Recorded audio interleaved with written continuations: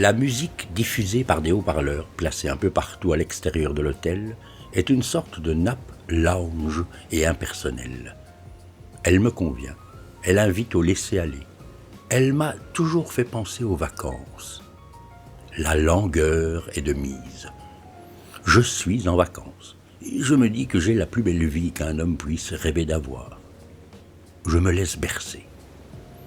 J'ai à peine terminé ma cigarette que Liam vient s'asseoir près de moi. « Je ne vous dérange pas ?» ?»« Évidemment que non, Liam. » Il rapproche une chaise, s'assoit et étend ses jambes. Il renverse la tête pour prendre le soleil. Il dit « J'aime ce moment après le coup de feu de midi. D'habitude, je vais rejoindre Milo. » Liam et Milo sont en couple depuis... je ne sais pas. Il faudra que je le lui demande. Et nous passons 1 heure ensemble sur la place Hope, en buvant un café. Mais aujourd'hui, je crois que je vais rester ici. Je ne me suis toujours pas remis de la mort de Madame Ballard. Je n'ai pas envie de lui raconter. Je lui en parlerai ce soir. Je n'ai pas envie qu'il s'inquiète. Pourquoi il serait inquiet ? Oh, vous ne le connaissez pas comme je le connais. Milo est un homme sensible. Il n'est pas fait comme vous et moi. Il ne parvient pas à gérer ses émotions. Il serait capable de tout abandonner pour être auprès de moi, s'il apprenait qu'un meurtrier vit au paradis. Mais nous ne savons pas qui a fait ça, Liam. C'est peut-être quelqu'un de l'extérieur. J'espère. En tout cas, il faudra que je prenne tout mon temps pour bien lui expliquer que je ne suis pas en danger. Enfin, je crois. Liam, bien sûr que tu n'es pas en danger. Matthew est sur le coup et la police va faire tout ce qu'il faut pour régler ce problème au plus vite. Ils ont déjà pris tes empreintes ?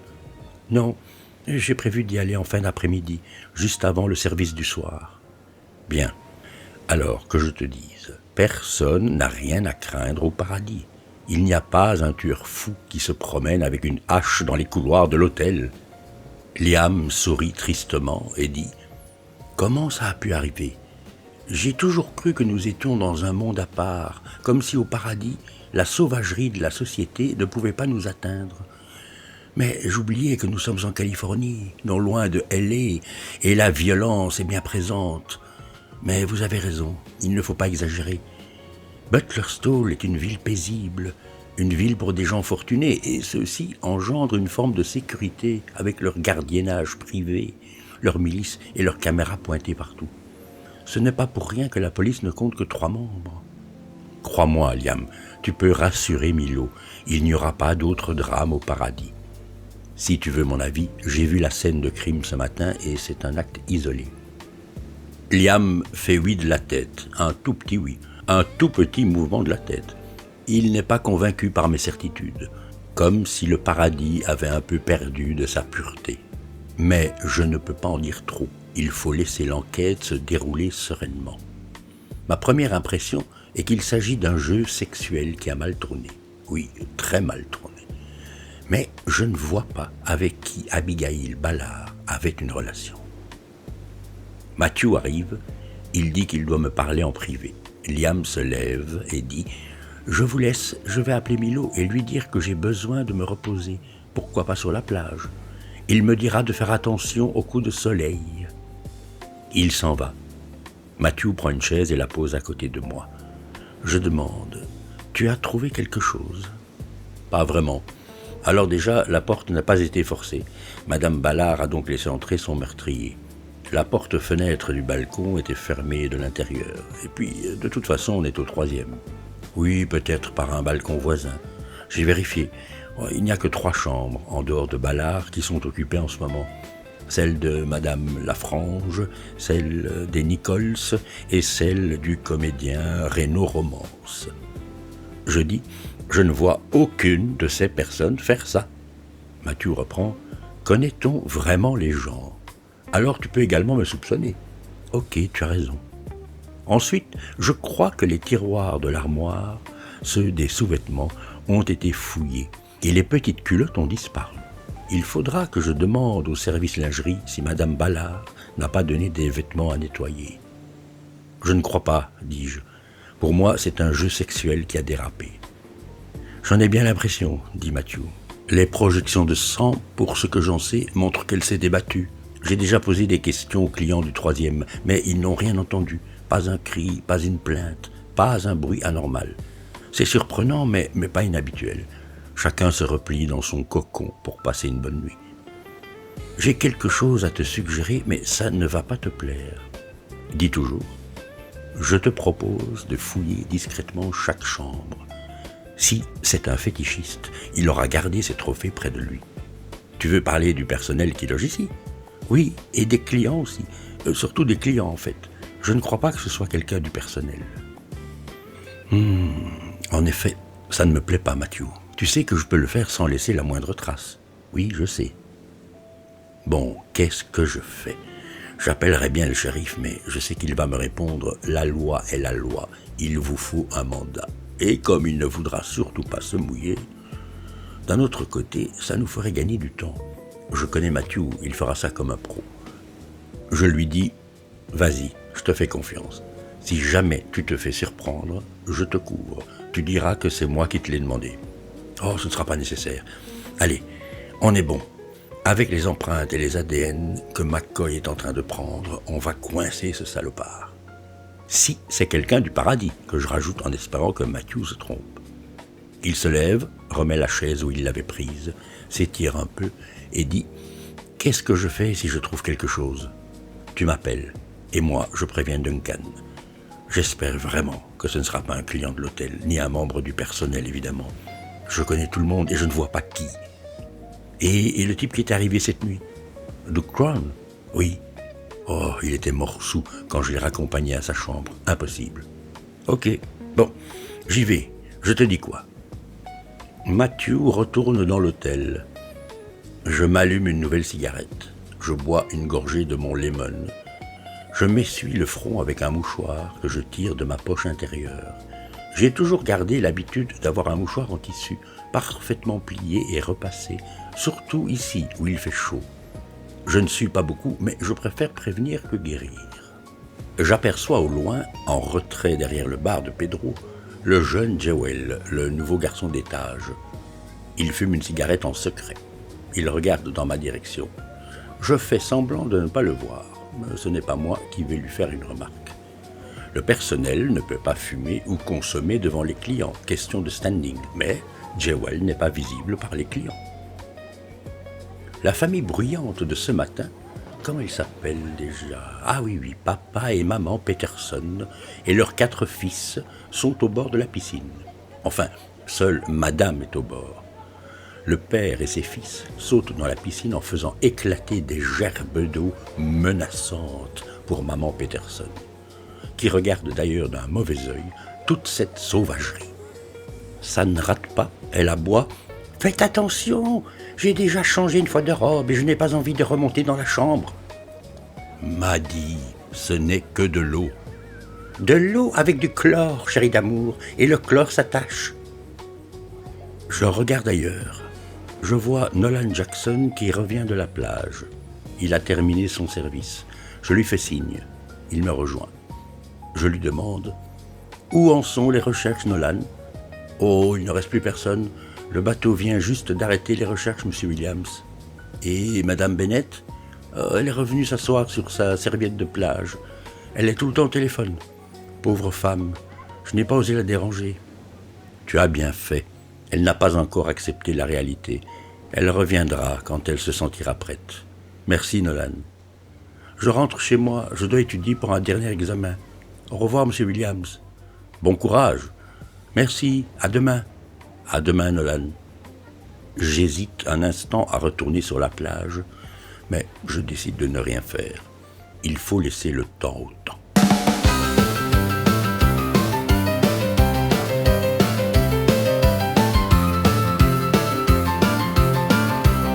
Ah, qui c'est qui vient me rejoindre?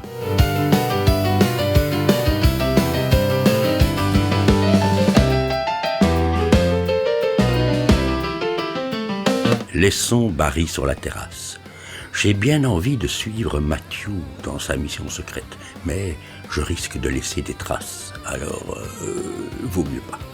Je vous retrouve bientôt.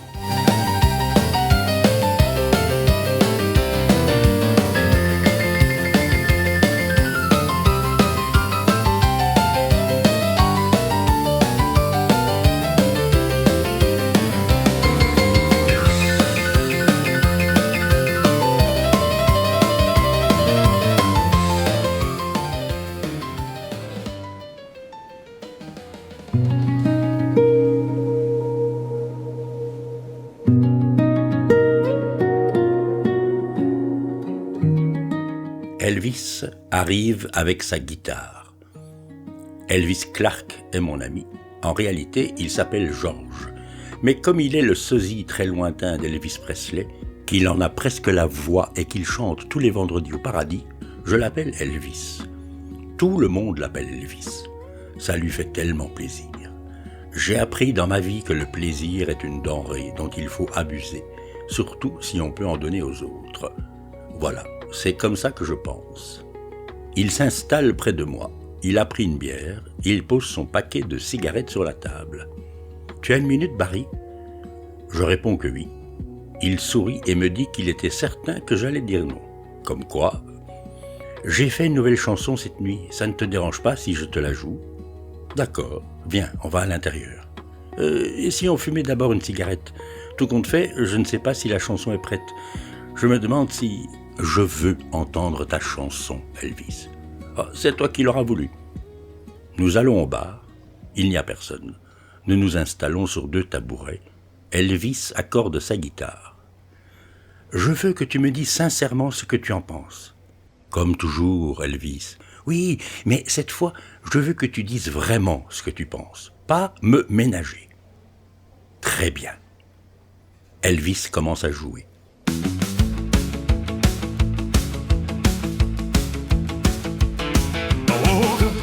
On the floor again, coffee stain halo round my head, same old ceiling. Il me surprend.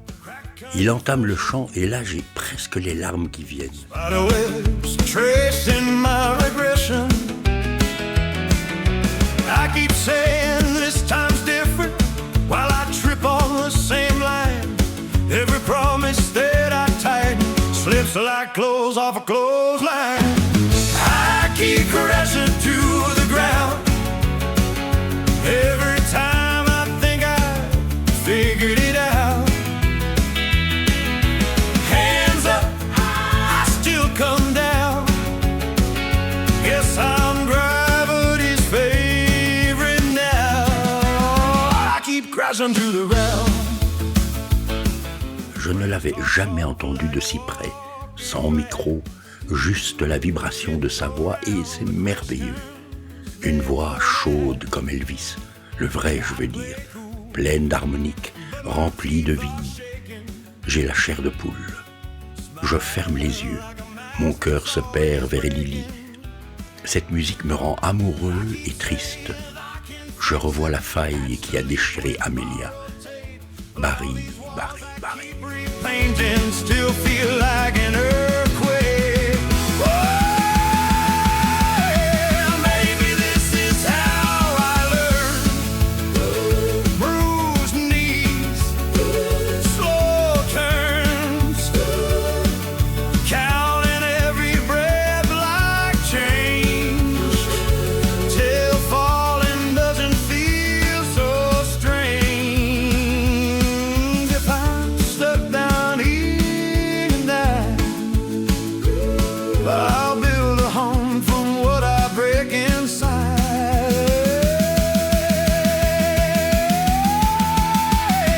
I keep crashing to the ground every time I think I figured it out.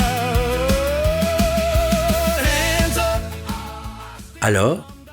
demande Elvis quand il a terminé. Je descends de mon tabouret et je le prends dans les bras, la guitare entre nous deux, comme si un artiste gardait toujours une part de secret. Génial, mon ami. Vraiment ? Il a un regard brillant. C'est un enfant. C'est Baby Elvis. Je te jure, Elvis, tu es magnifique. Donc, je ne change rien. C'est parfait, ne change rien. Tu vas faire un carton ce soir. Merci. Sur ce, il descend de son tabouret et s'en va en marchant plus légèrement.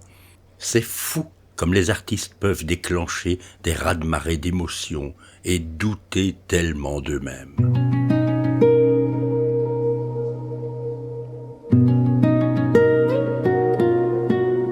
Il est 15 heures. Je vais à la réception et je libère Adrien. Ava n'est pas encore arrivée. Je range quelques papiers dans le petit bureau situé derrière le comptoir d'accueil. J'attends un peu. Ava n'est jamais à l'heure, mais ce n'est pas de sa faute. J'appelle le shérif Duncan, qui me dit qu'il est retourné au poste de police. Il faut bien que quelqu'un se dévoue pour assurer la permanence, non? Il a toute confiance en ses officiers et en Matthew. Je comprends que Duncan ne veut vraiment plus se mouiller, et d'une certaine façon, ce n'est pas dérangeant. Ça laisse le champ libre à Matthew. Je pose un carton sur le comptoir, absent 10 minutes, en espérant qu'Ava arrivera entre-temps, et je vais dans la salle de bal. L'officier McCoy est avec un couple, les Porter, qui passent 6 mois par an au paradis. Ils n'ont pas l'air contrariés par les démarches de l'enquête. « Bonjour, monsieur et madame Porter. Je suis désolé pour tous ces désagréments. » Monsieur Porter me coupe la parole. « Oh, ne vous inquiétez pas. Nous trouvons ça tout à fait normal. Quelle affreuse histoire, n'est-ce pas ?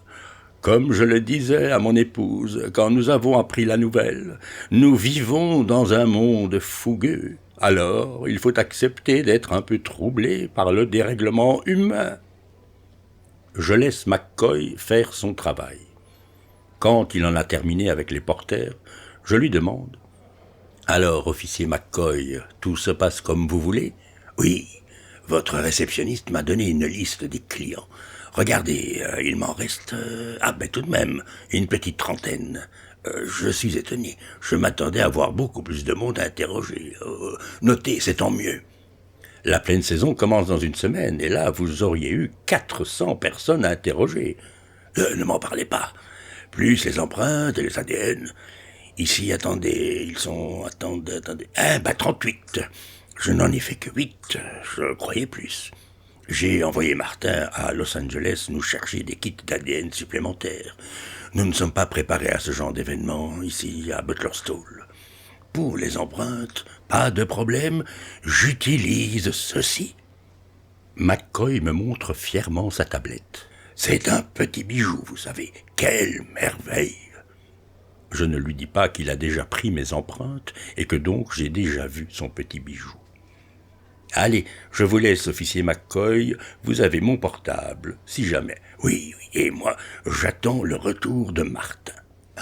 Le voilà justement. Bien joué, Martin. Alors, attendez, les suivants sur ma liste sont une certaine Inès Lafrange et Sean Roy. Martin, veux-tu bien aller me chercher ces personnes? Je me permets de dire, vous perdez votre temps avec Madame Lafrange. C'est une charmante vieille dame française de 80 ans et je ne la vois pas commettre un meurtre ou n'importe quel acte un tant soit peu malveillant. Je suis la procédure, monsieur Williams. Je rajoute, que deviendrions-nous sans un minimum de procédure? C'est exactement ce que je pense. La méthode. Résoudre un crime demande méthode et organisation. Tout est là. Méthode, organisation, procédure. Je l'interromps. Vous m'impressionnez, officier. Bon, je vous laisse. Et je m'éclipse. Retour à la réception. Ava n'est toujours pas là. Je lui laisse encore 10 minutes. Ensuite, il faudra bien que je l'appelle.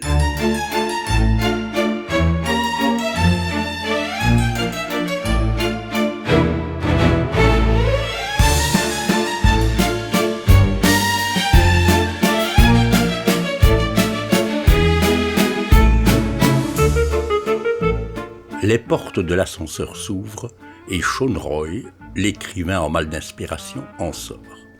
Il tient dans la main droite son stylo et dans la gauche un carnet à la couverture noire, ouvert sur une page blanche. Je l'apostrophe. « Monsieur Roy, content de vous revoir. Alors, ce carnet. » Il me regarde comme si j'étais un intrus dans la marche glorieuse de sa journée. Il reste planté sur place. Je sais qu'il ne faut pas le déranger quand il ne trouve pas une idée, mais qu'elle est quelque part autour de lui. J'attends. Il finit par me voir. Je lui demande « Est-ce que le carnet vous convient ?»« Monsieur Williams, merci, un très bon carnet. Je viens du 3e étage. J'essayais de trouver l'inspiration. Je me disais que le drame qui s'était joué là-haut pouvait être le début d'une belle histoire. Mais je n'ai rien ressenti en face de la chambre de Madame Ballard. J'espérais, au vu de notre relation, Sean Roy et Abigail Ballard dînaient souvent ensemble et allaient faire de longues promenades sur la plage en début de soirée, qu'elle me parlerait, qu'elle me raconterait ses impressions. Ce n'est pas courant d'avoir dans ses relations une personne faisant l'expérience de la mort. Mais elle est restée muette. Je crois qu'elle est trop occupée à explorer ce monde qui nous est inconnu. J'ose espérer qu'elle me fera signe quand la mort lui laissera un peu de temps libre. Regardez. Il s'approche du comptoir et me montre son carnet. Vous voyez? Et qu'est-ce que je dois voir, monsieur Roy? Eh bien, mon carnet. Oui, je vois une page blanche. C'est bien ça. Que dire? Je tente quelque chose. Cette page n'attend que le souffle de votre imagination. Je sens qu'elle est impatiente de sentir la caresse de votre stylo. Hop, hop, attendez. Je fais mine d'attraper quelque chose au-dessus de ma tête et je referme la main. Je crois que je viens de piéger une idée, dis-je en espérant ne pas trop me moquer de lui. Mais je sais d'expérience que Sean Roy n'est plus dans notre monde quand il sollicite ses muses. Vous voulez la voir? Volontiers. J'ouvre la main. Sean Roy se penche et observe un petit moment le creux de ma paume. Il se redresse et dit « Merci, monsieur Williams. Vous avez fait de votre mieux, mais cette idée est soporifique. » L'officier Martin arrive près du comptoir et me demande « Je dois trouver madame Lafrange et monsieur Roy. Pourriez-vous faire une annonce pour leur demander de se rendre dans la salle de bal ?» Voici justement Sean Roy, que je dis en montrant l'écrivain. « Ah, parfait. Monsieur, nous avons besoin de... » L'officier Martin explique la procédure à Roy. L'écrivain se prête volontiers à l'exercice en disant que c'est l'occasion ou jamais de poser les bases d'une future et qui sait, géniale histoire policière. Ils partent pour la salle de bal et moi, je passe mon appel.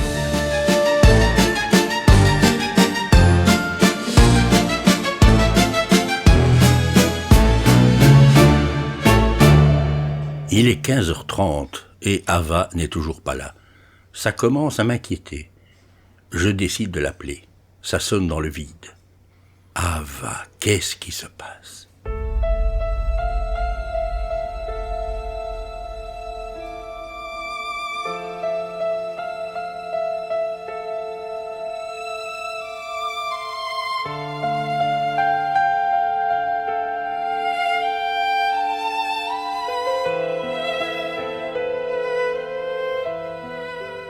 Un homme entre dans le hall. Il tire une grosse valise. Il regarde autour de lui et son regard s'arrête sur les statues de dauphins. 3 magnifiques créatures souriantes, rattachées à leur base à une eau pétrifiée, bondissante vers un horizon invisible. Cette statue impressionne toujours. Elle raconte la joie brute, l'élan vital et la liberté sauvage que l'océan offre à ceux qui osent s'y abandonner. L'homme reste un bon moment à les admirer. J'attends. Il finit par se tourner vers moi. Je décide de m'en occuper puisqu'Ava n'est pas encore là. « Bonjour monsieur, que puis-je pour vous ?»« Je désire prendre une chambre pour une semaine, si possible avec vue sur l'océan. J'ai besoin de penser à autre chose et ma sœur m'a dit que regarder l'océan donne le moral. J'en doute fort parce que j'ai toujours trouvé que l'océan et l'infini qu'il dégage me font perdre pied. Mais bon, je vais croire ce que ma sœur me dit, surtout quand je vois ces dauphins, très impressionnants. Ils donnent envie de vivre. Si vous me permettez, je pense que votre sœur a raison. L'océan apaise l'esprit. Il est là, immense et indifférent à tout. Il est rassurant. Il ne demande rien et n'attend rien. Vous pouvez juste exister, être vous-même. Pas besoin de faire tout un cirque pour lui montrer qu'on va bien. Je me permets souvent d'ailleurs de le contempler et d'y puiser une certaine force. Sur ces bonnes paroles, je ne sais même pas d'où elles me sont venues, je me tais. Je crois que j'ai bien fait de venir ici. Vous êtes un poète. C'est ma sœur qui m'a recommandé cet hôtel. Elle y vient souvent. Vous devez sûrement la connaître. Elle s'appelle Elisabeth Richard. Madame Richard. Effectivement, nous la connaissons bien. Une personne charmante. Elisabeth l'emmerdeuse, oui. Mais ça, je le garde pour moi. Elisabeth Problème, Elisabeth Bio, Elisabeth Je trouve que vous devriez bannir l'air conditionné. Non, mais vous savez que vous faites fondre les icebergs avec votre gaz réfrigérant. Il me tend la main par-dessus le comptoir. Je ne dirais pas que ma sœur est une personne charmante, mais bon, vous faites votre travail. Je m'appelle Alan Richard, ravi de vous rencontrer. Moi de même, monsieur Richard. Moi, c'est Barry Williams. Je suis le directeur des problèmes au paradis. Vous pouvez me contacter à toute heure. Je regarde dans le registre. Nous avons une chambre avec vue sur l'océan. C'est au 2e, la chambre 211, et vous avez également un grand balcon. Son prix est de $600 la nuit. Qu'est-ce que vous en pensez? Parfait. Je réserve pour une semaine. Alan Richard sort un portefeuille qui a du mal à se fermer tellement il déborde de billets. Voyant mon regard un peu, surpris, il dit « Je viens de recevoir mon cachet. J'étais en tournée dans la région. Voici $4500. Vous pouvez garder la différence. Ce sera le prix de vos conseils. » « Monsieur Richard, je ne peux pas accepter. Alors, gardez cet argent comme pourboire. C'est que ça me fait plaisir, et puis cet argent sera mieux utilisé que ce que moi je pourrais en faire. » Étrange déclaration, mais le client est roi, non? Bon, je le mettrai dans le pot commun. Je crois que les employés seront contents. Merci pour eux.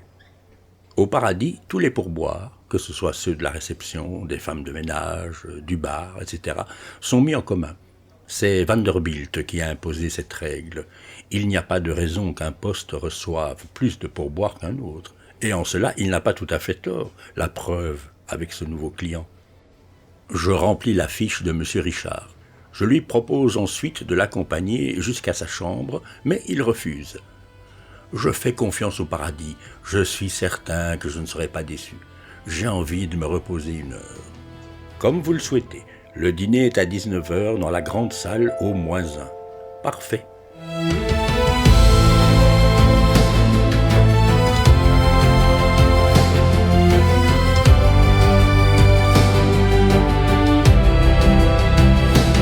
Laissons Barry à la réception. Le connaissant, il va encore essayer de joindre Ava. Il va s'inquiéter, il ne pensera plus qu'à ça. Alors laissons-le tranquille. Je vous retrouve bientôt et nous ferons un peu mieux connaissance avec Alan Richard. Pour Ava, il faudra encore attendre. C'est insupportable, non?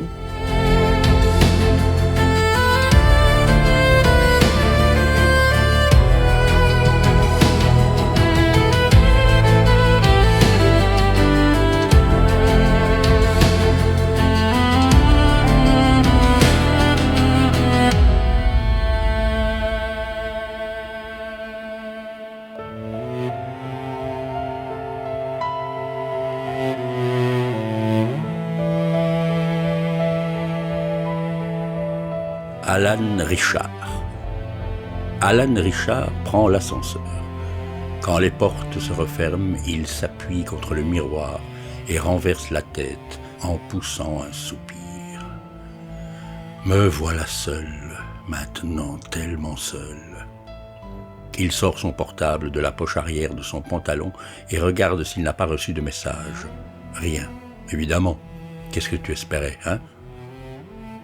Alan Richard vient de terminer une tournée de 3 mois avec Éole, un groupe de 60 musiciens d'instruments à vent et de percussion, plus une basse et un bandoneon. Le spectacle mettait en scène des musiques de film avec projection sur grand écran. Alan Richard était le narrateur. Il a vécu cette tournée comme dans un rêve. Tout fut parfait, mais d'y penser lui fait mal. Ces 3 mois sont passés si vite. Il n'a pas assez profité de chaque instant, comme toujours. Maintenant, il est seul et il n'en a que faire d'être là, d'avoir de l'argent, de jouir d'une chambre à $600 et de pouvoir traîner comme bon lui semble, de prendre 10 bains par jour, de louer un jet ski et d'aller voir les dauphins. Il aurait dû parler à Lynn et lui avouer qu'il pensait à elle tout le temps. Et il n'en a pas eu le courage.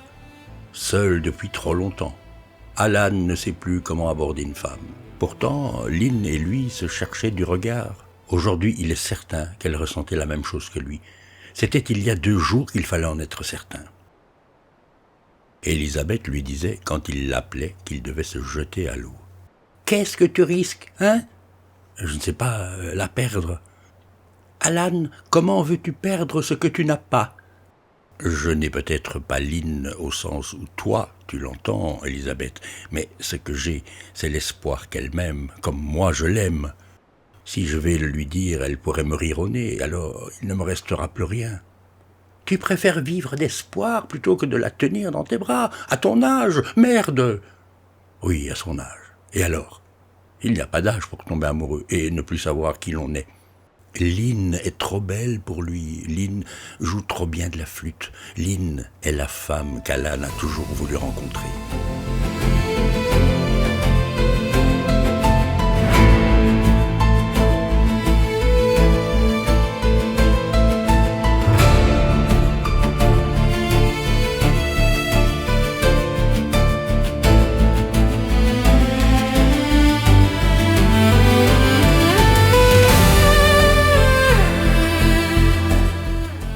Alan Richard arrive devant la porte de la chambre 211.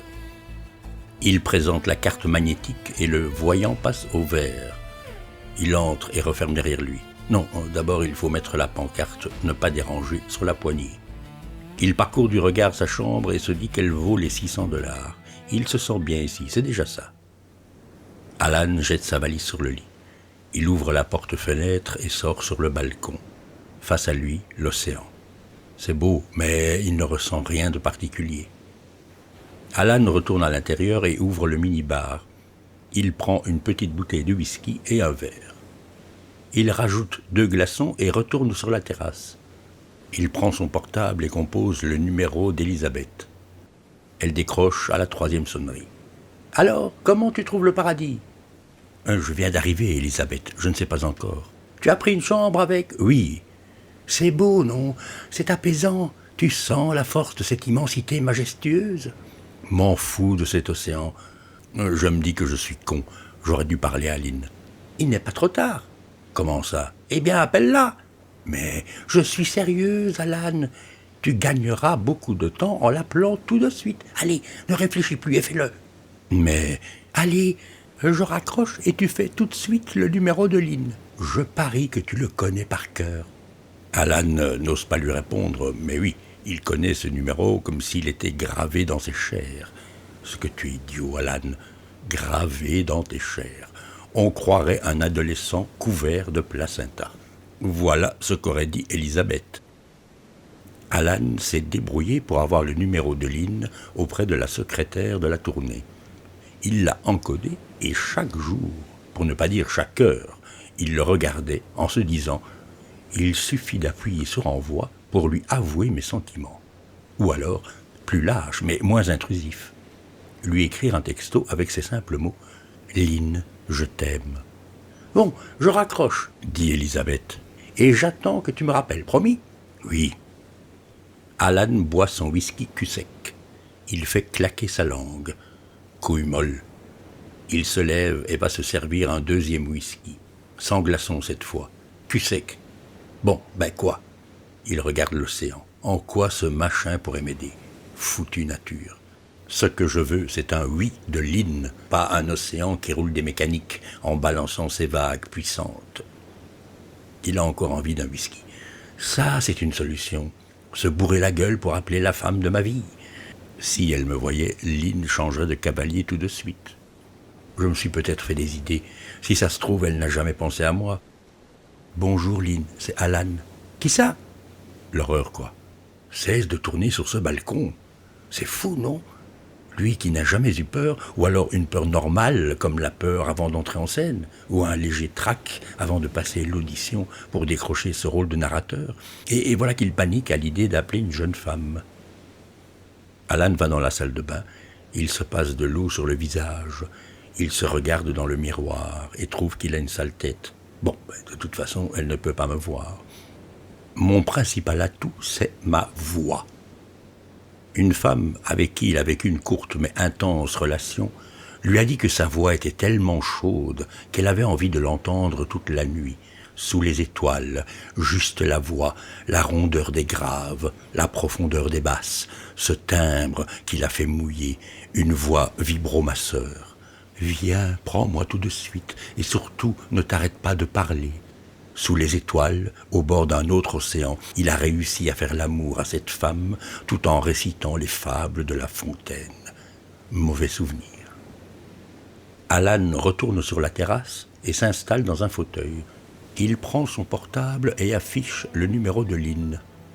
Juste avant d'appuyer sur appeler, il lève les yeux vers le ciel et supplie le saint patron des artistes de l'assister. Il appuie sur appeler. Une sonnerie, 2 sonneries.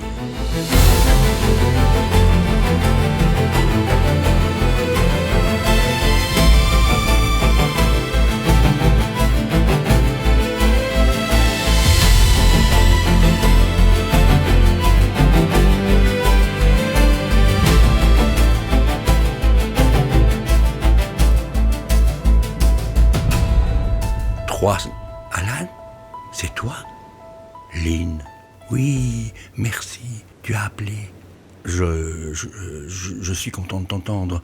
Enfin, je ne sais pas, peut-être que je te dérange. Alan, ça fait je ne sais combien de temps que j'ai envie que tu me demandes. Tu m'appelles pourquoi, au fait? Je ne sais pas. J'avais envie de prolonger cette tournée encore un peu. Je me sens tellement... c'est con, non? Oh non, merci mon Dieu. Alan, je pense tout le temps à toi. Moi aussi, Lynn. Je n'ai pas osé te le dire pendant toute la tournée, tu te rends compte? Non, c'est moi qui n'ai pas osé te le dire. Tu me regardais tout le temps, l'air de rien, à la dérobée d'ailleurs. Chaque fois que moi je te regardais, tu étais en train de me regarder, je ne sais pas, j'aurais dû oser venir te parler, je m'en veux. Mais Lynn, tu ne dois surtout pas t'en vouloir.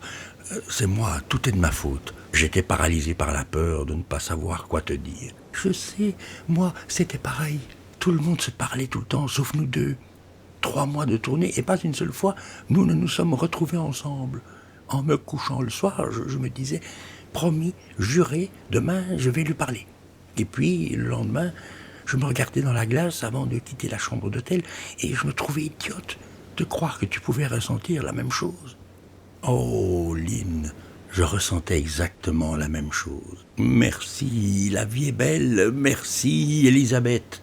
Lynn rigole, et son rire est comme une cascade de notes jouées par le saint patron des artistes.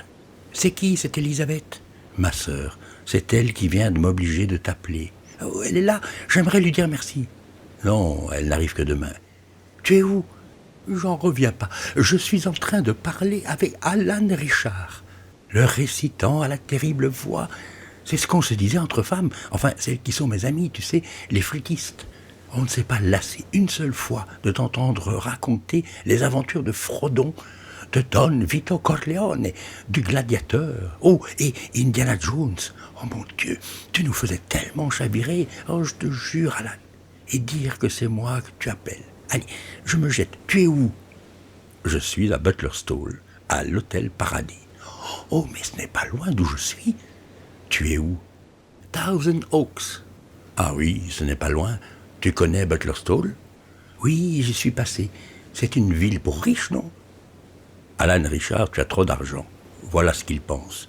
Est-ce qu'on séduit une flûtiste comme Lynn avec de l'argent? Sûrement pas. Il répond, tous les riches ne sont pas mauvais. Oh non, non, ce n'est pas ce que je voulais dire. Je ne pourrai jamais me payer un séjour à Butlerstall, c'est tout. Par contre, les plages sont à tout le monde, même celles de ton hôtel, non? Alan n'en sait rien. C'est la première fois qu'il vient ici. Sûrement que le paradis a une plage privée. Lynn, si tu le veux, je t'invite. J'en ai envie. Alors viens. Quoi? Là, tout de suite? Oui. Elle hésite. Ne va pas trop vite, Alan. Tu parles. Ça fait 3 mois que je bégaye avec moi-même. Pas question d'attendre. Lynn reprend après quelques secondes de silence. Je prends juste mon maillot ou je viens avec plus? Le cœur d'Alan bondit dans sa poitrine. Il crie « Viens pour toujours !» Silence. Lynn. Silence. Puis, très loin, très doux, des larmes comme une rivière sacrée. Alan murmure « Lynn, prends ton temps ». Elle finit par murmurer à son tour « Nous avons assez perdu de temps. Je fais ma valise et j'arrive. » Lynn, moi aussi, ne le dis pas maintenant. D'accord, je t'attends. Lynn raccroche. Alan pose son portable sur la table de la terrasse, se lève, écarte les bras face à l'océan et clame de sa belle voix de basse « Je suis l'homme le plus heureux du monde, vive la vie !» Il retourne dans la chambre et se met à danser un tango improvisé, les bras relevés, un peu foldingue, un peu percé, un peu troué et très amoureux.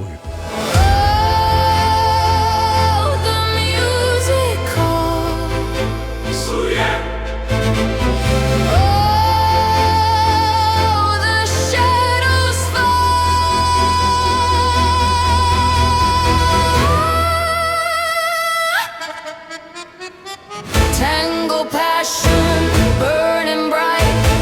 On the floor we take the night. Round and round our souls ignite. Tango passion, moonlit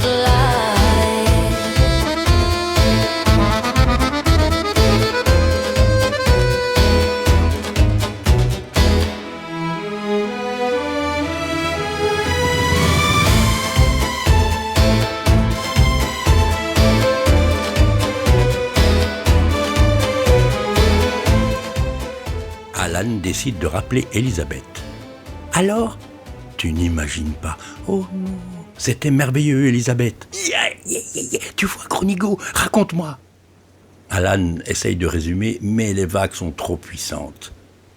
Finalement, Elisabeth lui dit de profiter de l'instant. Tu me raconteras demain, profite, tu le mérites. Elle va me rejoindre, Elisabeth. Waouh, si vite. Comment si vite ? Ça fait longtemps que j'attends. C'est vrai, tu vas survivre, ton petit cœur va tenir le coup. Tu es méchante ou tu te moques tendrement ? Mon petit frère, bien sûr que je te charrie avec amour. En fait, je suis jalouse. J'envie ton bonheur. C'est tellement bon d'aimer et d'être aimé, surtout au début. Moi, je ne sais pas pourquoi, je n'attire pas l'amour. Peut-être que tu t'occupes trop de la planète et pas assez des gens qui vivent dessus. Silence d'Elisabeth. Digère-t-elle la pilule douce amère d'une part de la vérité ? Mais elle se reprend et dit « Je crois que je vais retarder mon arrivée d'1 jour ou 2. Comme ça, je te laisse avec... Lynn. Oui, c'est ça. Dis-moi, est-ce que tu sais encore comment on fait ?»« Quoi ?»« Eh bien, tu sais, quand le bourdon vient butiner le calice de la flûtiste. »« T'es conne !» Elisabeth part d'un grand éclat de rire et Alan sent qu'elle est sincère. Pourquoi tu veux retarder ta venue ? Tu ne me déranges pas, au contraire. Je me connais, tu ne vas pas être disponible. Je t'ai toujours connu disponible, Alan. Tu as toujours eu besoin de moi pour vaincre ta solitude. Maintenant, tu n'as plus besoin d'Elisabeth. Tout ça va trop vite, Elisabeth. Viens, on s'en fout. Lynn ne sera jamais un frein entre nous. T'es sûr ? Évidemment que j'en suis sûr. Bon, eh bien... Je vais venir dimanche, comme ça je te laisse un peu de temps avec Lynn. Comme tu veux. Et pour la chambre, tu veux que je t'en réserve une au même étage ? Ah oui, c'est vrai, on ne dort plus ensemble. Non, ça ira, je m'en occuperai. Il raccroche.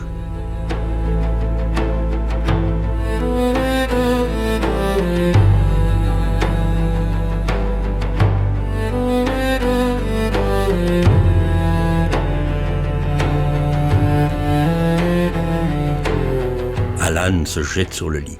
Il ferme les yeux et imagine le visage de Lynn. Il va tenir ce visage entre ses mains.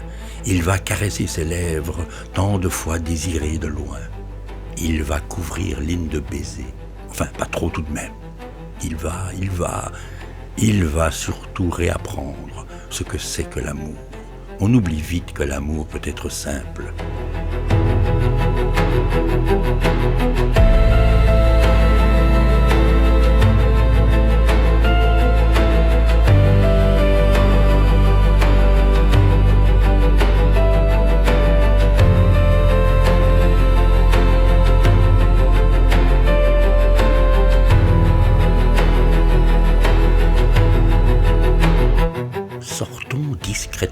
la chambre 211 dans laquelle Alan Richard, comte Fleurette, a une belle flûtiste. Je vous retrouve bientôt et cette fois, promis, nous en apprendrons beaucoup plus sur Ava.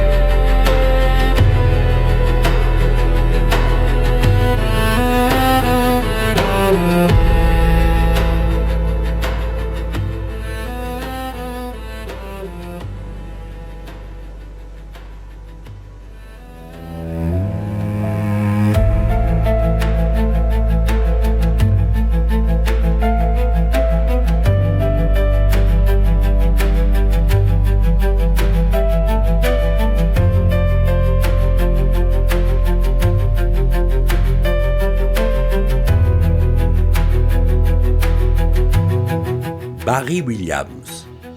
Ava n'est toujours pas arrivée. Cette fois, je ne vais plus attendre. Je compose une dernière fois son numéro. Oh, ça sonne dans le vide, nom de Dieu. Je suis certain que c'est encore Kevin qui lui plombe la vie. Je m'en veux de ne pas avoir insisté auprès d'elle pour l'obliger à le quitter. Il faut que j'aille la chercher. Mon portable sonne. Enfin, je décroche. Ava, tout va bien ? Oui, excuse-moi Barry, je suis en route. J'ai vu que tu m'avais appelé, mais Kevin avait coupé mon téléphone sans que je me rende compte. Je lui dis qu'elle ne se tracasse pas, que je m'occupe de la réception, fais à ton aise. Enfin, pas trop tout de même. J'aime bien Ava, alors je crois que je lui pardonne beaucoup de choses. Ava n'est pas heureuse en ménage, mais elle n'arrive pas à quitter son bat boy comme elle l'appelle. Elle est accro. Nous avions un jour discuté de sa situation. « J'aime ce type. Qu'est-ce que tu veux ? On est ensemble depuis 8 ans. Je n'ai rien connu d'autre. Et ça, tu vois, Barry, ça ne facilite pas les choses. Où est-ce que j'irai si je le quitte ?»« Tu pourrais prendre une chambre ici. Tu sais que je peux faire ce qu'il faut auprès de Vanderbilt. Pour l'instant, il est injoignable. J'ai essayé de l'appeler pour le tenir au courant des événements de ces dernières heures. C'était son répondeur. Bref, je prends sur moi, Ava. Tu peux avoir n'importe quelle chambre. Ce sera toujours mieux que de rester avec un type qui te frappe. Parce qu'il te frappe. Ne me dis pas le contraire. Pas vraiment. Ça veut dire quoi, pas vraiment ? Ce n'est jamais vraiment méchant. Il s'emporte quand il abuse, c'est tout. Et les bleus que j'ai déjà vus. Et quand tu te maquilles trop, tu ne crois pas que je sais que c'est pour cacher une marque sur ton visage ? Tu ne peux pas rester avec lui. Ça finira mal. Je sais, mais je crois que Kevin ne sera pas d'accord. Il ne me laissera pas partir. Il m'aime trop. Moi aussi, je l'aime trop, mon bad boy. Impossible de discuter avec Ava. Elle aime son malheur, parce qu'elle est convaincue de pouvoir changer Kevin, et qu'après le malheur, il y a forcément le bonheur. Si je l'aime, et tout, il ne lève pas la main sur moi. Kevin n'a pas confiance en lui. Il croit toujours que je vais le quitter pour un homme fortuné que je rencontrerai ici, à l'hôtel. Il me trouve jolie, trop jolie quelquefois. Alors, je lui dis, si je n'étais pas jolie, tu seras avec moi ? Non, qu'il répond, je n'aime pas les femmes laides. Alors, je lui réponds, comment je fais ? Si je ne suis pas jolie, tu ne m'aimes pas ? Si je suis jolie, tu es jaloux ? Comment je fais ? Souvent, à ce moment-là, il n'a plus rien à dire. Il se referme, il se met à boire, il cherche la solution et il finit par la trouver en devenant violent. Paris, je sais au fond de moi que je finirai par le quitter un jour, mais je ne suis pas encore prête. Puis je l'aime, mon bad boy. En attendant l'arrivée d'Ava, j'appelle Matthew. Il décroche tout de suite. « Alors ?» que je demande. Il me répond en parlant tout bas, « Je ne peux pas te parler maintenant. » Il n'a pas besoin de m'en dire plus. Je raccroche.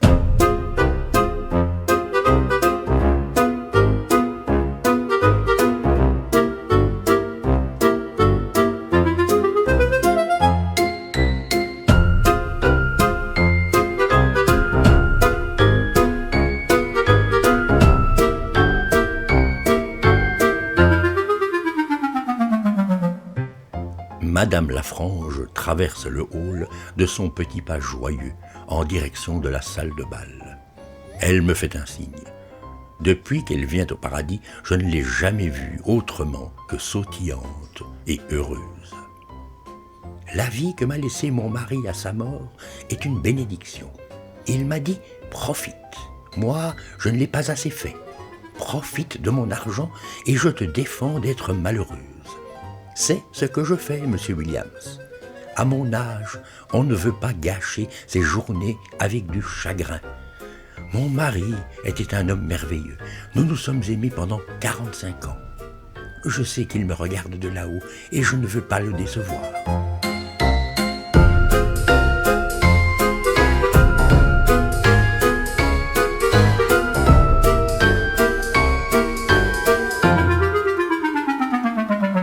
L'officier Martin vient me demander de faire une nouvelle annonce pour appeler d'autres clients. Je vais dans le bureau et je fais cet appel.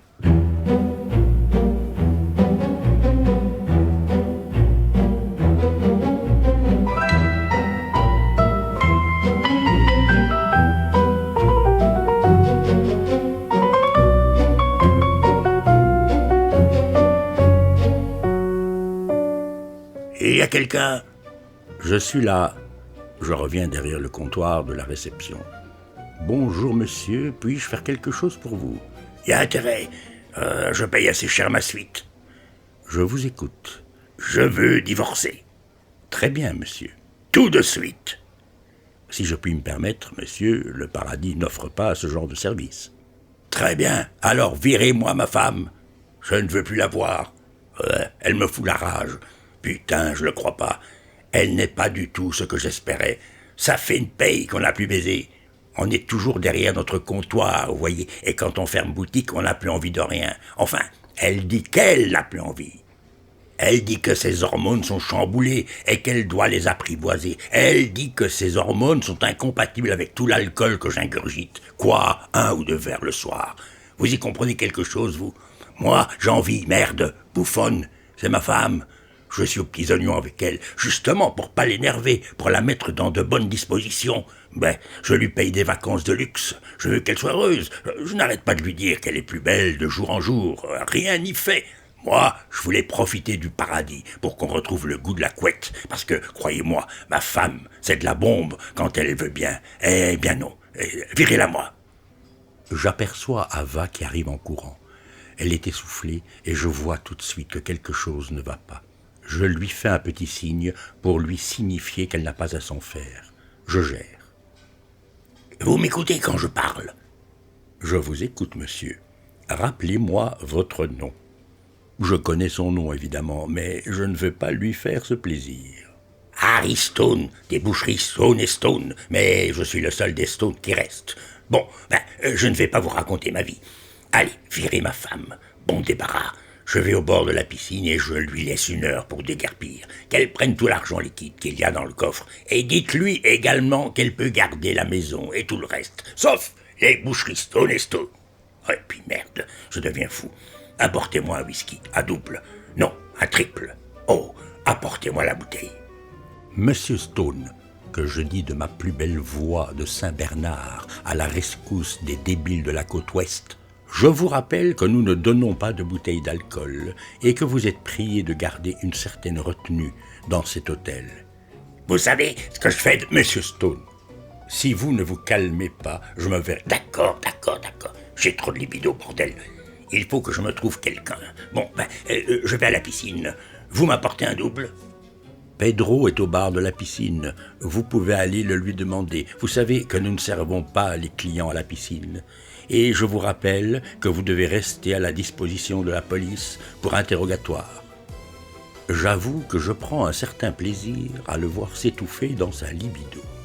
Barry, ce n'est pas bien. Tu m'as habitué à plus de compassion et d'empathie pour tes clients. Je sais, mais là, je ne peux pas. Sur ce, Harry Stone s'en va en marchant légèrement de travers et en dégageant une forte odeur de whisky.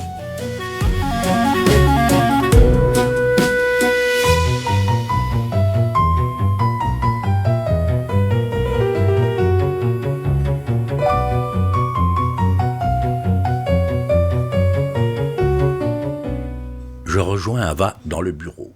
Elle est assise et tamponne son visage avec un mouchoir. Son maquillage a un peu coulé. « Attends » que je lui dis. Je lui prends le mouchoir des mains et j'essuie délicatement le rimel. Elle sourit, ce qui ne doit pas lui arriver souvent en dehors du paradis. Qu'est-ce qu'il a encore fait? Rien. Ava. Il ne veut plus que je travaille ici. On s'est pris la tête juste avant que je parte.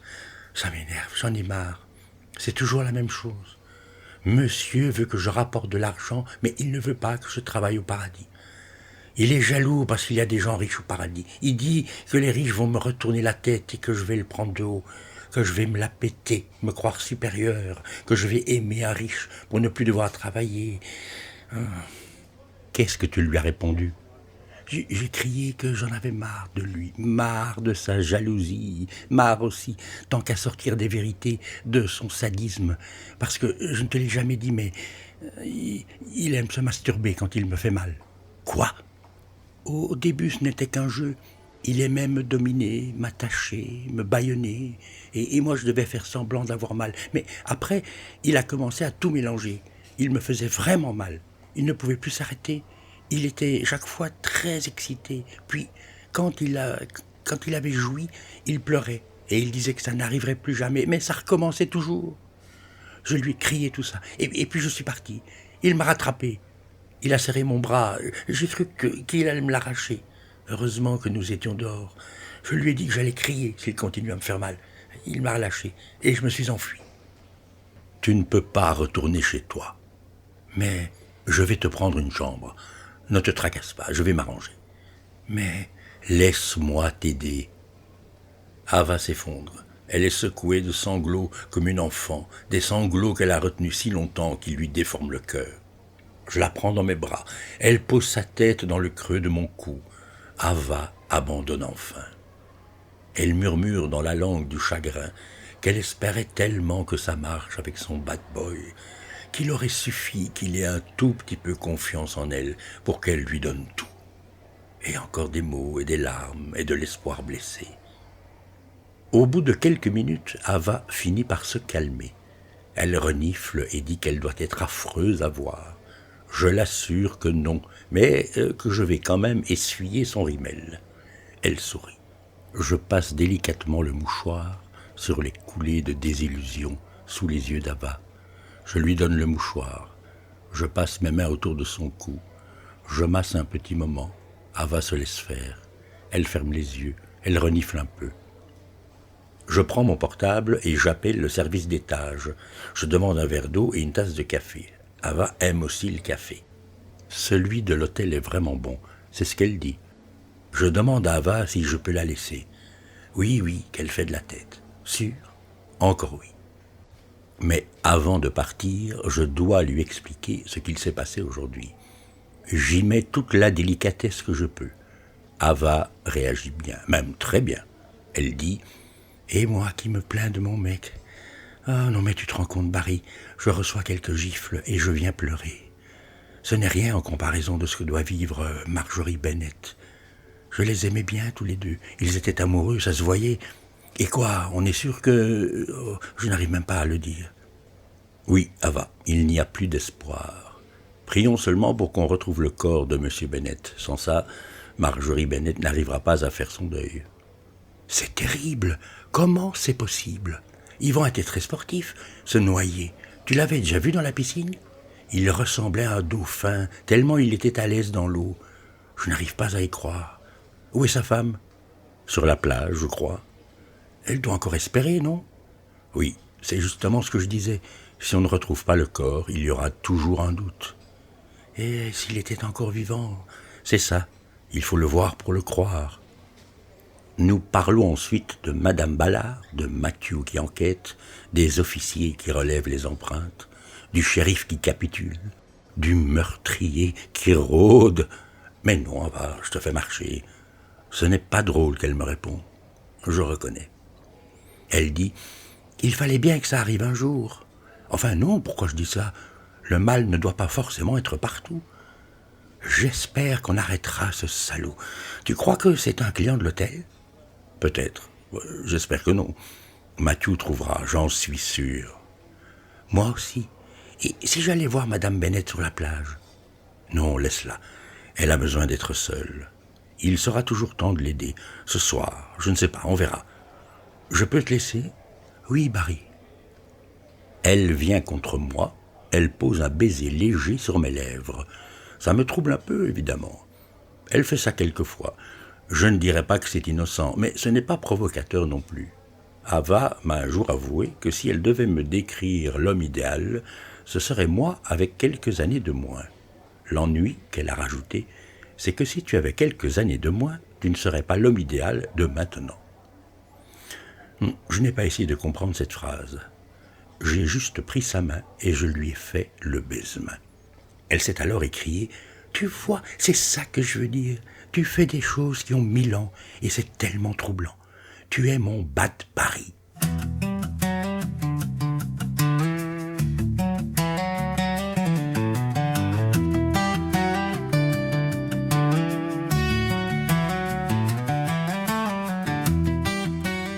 Bon, il ne me reste plus qu'à monter à la suite 500 pour aller dire à Madame Stone, je ne sais pas, que son mari, enfin, qu'il lui prend la lubie et bref. Je prends l'ascenseur, je me regarde dans le miroir. Barry, tu as vraiment l'air de quelqu'un qui ne sait pas du tout ce qu'il doit dire. Je verrai bien. J'arrive devant la porte de la suite 500. Je toque. La porte s'ouvre tout de suite. Ce n'est pas trop tôt. Franchement, Harry, Mais, ah oui, vous êtes... Barry Williams, Madame Stone. Je m'occupe des problèmes au paradis. Il est arrivé quelque chose à Harry? Non, rassurez-vous.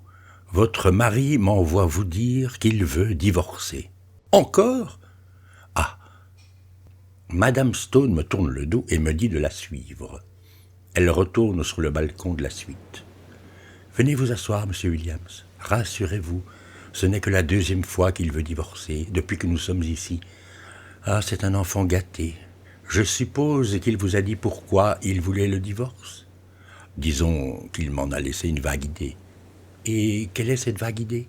Madame, je ne pourrais me permettre de répéter les mots de Monsieur Stone. Je vois. Ah, il vous a certainement dit que je ne baisais pas assez. Ne soyez pas gênée. Mon mari est obsédé par le sexe. Madame Stone m'explique que son mari a suivi une thérapie, il y a de cela quelques années, pour son addiction au sexe, mais que ça n'a servi strictement à rien. Au contraire, après quelques séances, il est revenu en disant qu'il avait envie de sauter la psychologue. Comme vous le voyez, nous ne nous embarrassons pas de certaines conventions. Nous sommes un couple libertin. Le problème, aujourd'hui, est que je connais un passage à vide. Je n'ai plus du tout envie de faire l'amour, alors qu'Harry en a de plus en plus besoin. Je lui ai dit d'aller voir ailleurs. Je ne sais pas qu'il se trouve quelqu'un qui pourrait le satisfaire. Mais non, ce gros nigaud préfère être avec moi. C'est bien ma veine. Beaucoup de femmes de 50 ans seraient rassurées de susciter un tel désir. Moi pas. Qu'il se tape des femmes qui en ont envie, qu'il se tape des jeunettes qui ne demandent que ça, qu'il se vide, qu'il décharge et me décharge de cette obsession. Bon, assez parlé. Vous savez où se trouve mon mari ? Au bord de la piscine. Merci, Monsieur Williams. Je sais ce que je dois faire. Ça ne m'enchante guère, mais si je veux passer de bonnes vacances, nous sommes encore ici pour 3 semaines, il faut que je lui donne quelque chose. Il faut calmer ce stupide mammifère. Mais je puis vous assurer que je vais le faire courir. C'est le privilège que nous avons, nous les femmes. Nous pouvons faire courir les hommes si nous le décidons. Madame Stone me raccompagne jusqu'à la porte de la suite. Si vous en avez l'occasion, venez au bord de la piscine dans 20 minutes. Elle me fait un clin d'œil complice et je m'incline en souriant.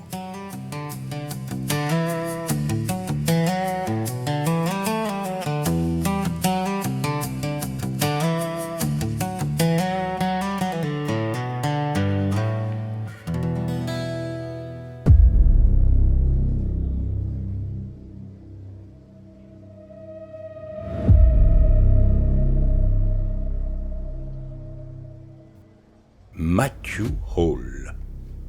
Matthew vient de quitter la chambre de Reno Romance, l'acteur, scénariste et réalisateur du film John Dixie, qui a été un énorme succès. Reno est au paradis pour écrire la suite des aventures de son personnage. Matthew était en train de fouiller la chambre, ayant vu Reno Romance en grande discussion avec des admirateurs à l'entrée du paradis.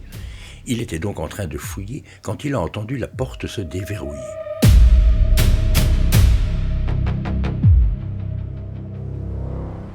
Il a juste eu le temps de se glisser sur la terrasse et de s'accroupir du mieux qu'il pouvait pour ne pas être vu d'en bas. Il s'est dit qu'il avait fait le con. Quelle idée de fouiller les chambres pendant la journée. Il aurait dû attendre le dîner. De toute façon, il était trop tard. Reno Romance a pris quelque chose dans le minibar, puis il a téléphoné en se couchant sur le lit. « Bonjour, c'est Reno. »« Oui, merci, j'attends. »« Ah, voilà, je ne te dérange pas ? Bien, tu voulais me parler ? » ?»« Oui, je sais, mais je travaille. C'est difficile, il ne faut pas se louper avec la suite de John. Les gens m'attendent au tournant. Tu sais comme moi qu'un second volet est souvent décevant. Oui, promis, je t'envoie un premier jet avant la fin du week-end. Non.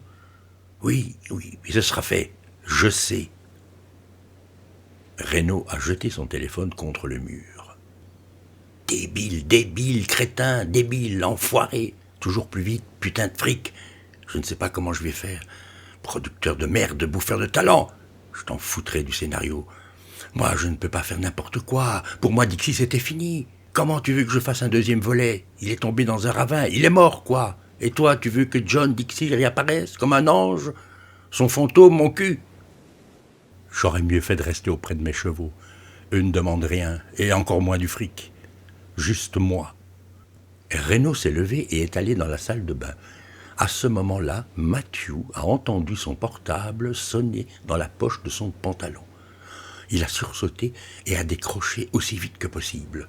« Je ne peux pas te parler maintenant. » Puis il a mis son téléphone sur mode avion. « Mais qu'est-ce qui te prend pour un pro ? Tu déconnes grave. » Heureusement que l'acteur n'était plus sur son lit. Il a entendu Reno tirer la chasse d'eau, puis se laver les mains et quitter la chambre. « Tu l'as échappé belle. » Matthew a attendu 1 minute, puis il a à son tour quitté la chambre, non sans regarder une dernière fois dans les tiroirs de la commode. Aucune trace des petites culottes. Ils s'organiseront, Barry et lui, pendant le dîner. Il suffira que Barry surveille les clients discrètement pendant que lui fouillera les chambres. Tu aurais pu y penser plus tôt. Tu perds la main, Matthew.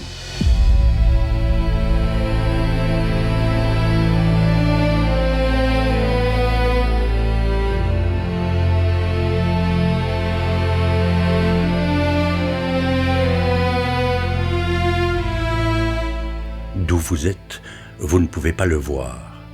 Mais Matthew est affecté par ce qui vient de lui arriver. Il est immobile devant les portes d'ascenseur du 3e. Il n'a pas appuyé sur le bouton. Il se demande si on peut encore compter sur lui. Trop vieux ? Lui et Barry ont le même âge, 54.